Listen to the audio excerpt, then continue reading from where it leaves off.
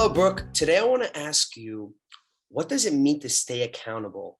And what are some tools you can give us to also stay accountable?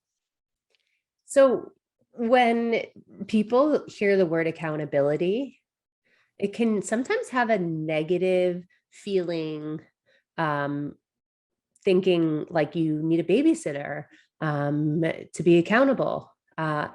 However, accountability is something that we all need to get things done. And we can take action on things, but if we're not accountable to ourselves or we're accountable to others, the likelihood of us getting things done are very slim. So Mhm. accountability is knowing what you're going to do, when you'll have it done, and how you'll know you did it. If you can answer those three questions and then, of course, act on it, you are accountable to your actions and to your goals.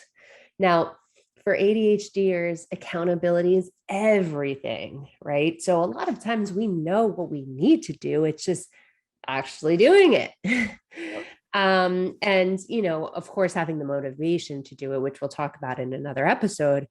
So for this, with accountability, there's different ways that we can be accountable. One is by having someone who we tell that we're going to be doing something. So we have like that accountability buddy. Maybe you check in with them in the mornings, like, hey, I want to set my morning routine. So let's check in by 8 a.m. every morning to make sure that we have this done. And we'll text each other to see if we've done it.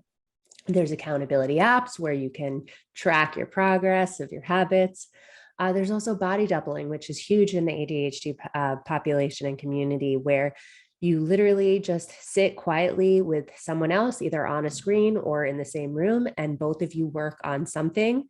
And then you share what you did at the end of the call, and you share your intentions at the beginning of the call. Some people also call this co-working space. Some people, and I'm sure you've done it before because I've done it before too, telling everyone, because sometimes we can be oversharers, telling Yep. everyone in the world about this exciting new thing we're going to be doing. Yep. And then we have to do it because everyone knows about it now. Yes. There's accountability, right?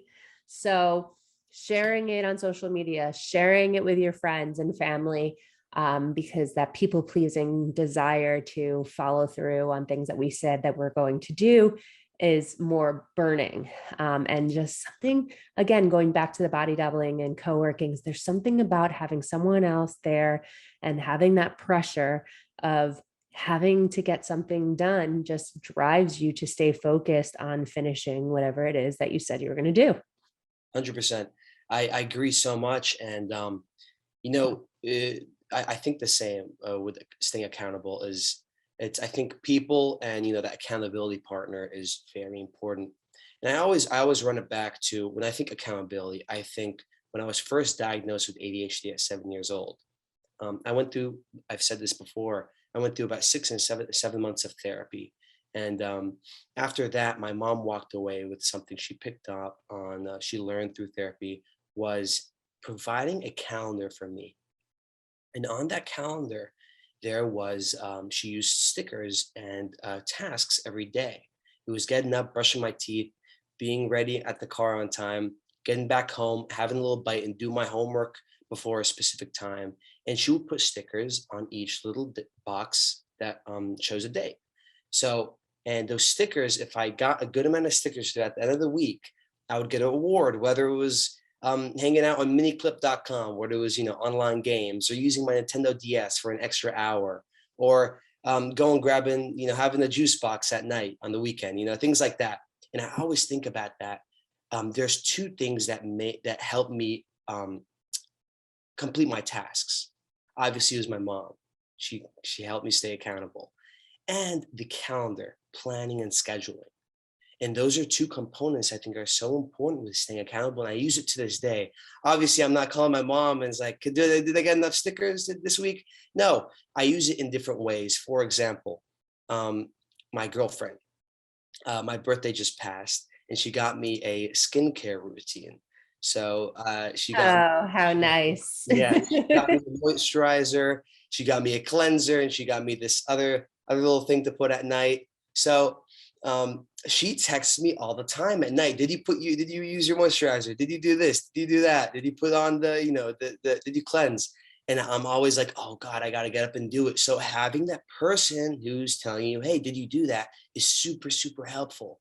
And it helps me right there. I actually am doing it because she's always at me about doing it. I also have a friend of mine in college. His name is Joe, and I met him at the beginning of college. He's 4 years younger than me. He was in FAU high school. He was taking college classes at FAU high school, and I didn't know at the time. We met, we had some classes together. I liked him, and we would study together. He was always on top of his work, his tasks, his study, his homework, all that. And I liked being around him because he always kept me accountable. He always texted me, hey, did you do the homework? Hey, did you know it was due tonight? What did you put for this? What did you put for that? And I'm always like, oh, shoot, I have homework. Oh, shoot, it's due tonight. So that helped me. And I didn't even know he was 4 years younger than me until, a couple of weeks after I met him. And it was great. And to this day, I'm still friends with him. He's one of my closest friends. And he has helped me stay accountable throughout the college experience. And it's very important to have that partner, that friend, that family. Like you said, that accountability partner. You tell people some things and you end up having to do it sometimes. And then comes the scheduling and planning, having a calendar, planning out your week. That helps you stay accountable. If you every day write down a to-do list for the rest of your day, it's super important. You've written it down. You have to check it. You want to check it off to feel good. And just those little things like the reminders and screenshotting to-dos you put in your notes and using as your wallpaper, like I've said before, those little things are super, super helpful. Writing down your tasks, writing down your successes, keep making sure you're always, staying accountable. So yeah.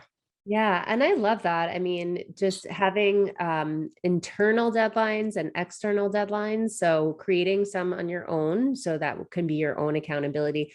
But you make a good point. In school, the teacher is creating the deadlines. At work, sometimes your boss is creating the deadlines. But what happens when there are no official deadlines and you have to be the creator of that, or you have to break down your project actions and due dates on that? So that's where it's really important to, take a step back, think about what you need to do, and have that accountability, whether it be the calendar accountability, whether it be having another person, whether it be, your friend texting you. So yeah. Coworkers too. It's really important to be close to your coworkers, creating that bond and that making it every class I go into, I try my best to make a group chat. It's really important because we all want to reach out to one another. Hey, how do you do on this? What do you do on that? And that really keeps you engaged in whatever setting you're in, keeps you accountable.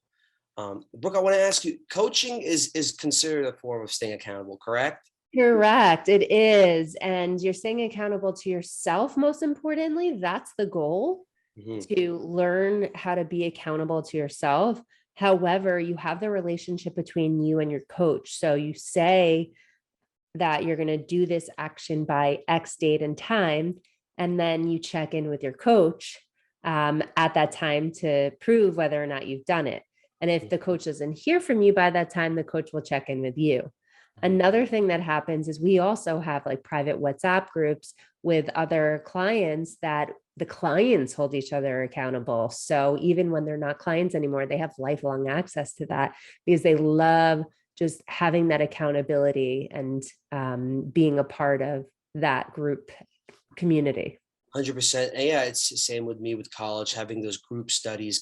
Sometimes it's tough to reach out to someone and create that group study and be the one who it takes the initiative to do it. But sometimes you just got to hop out that comfort zone, and you really won't regret it in the long run. It's super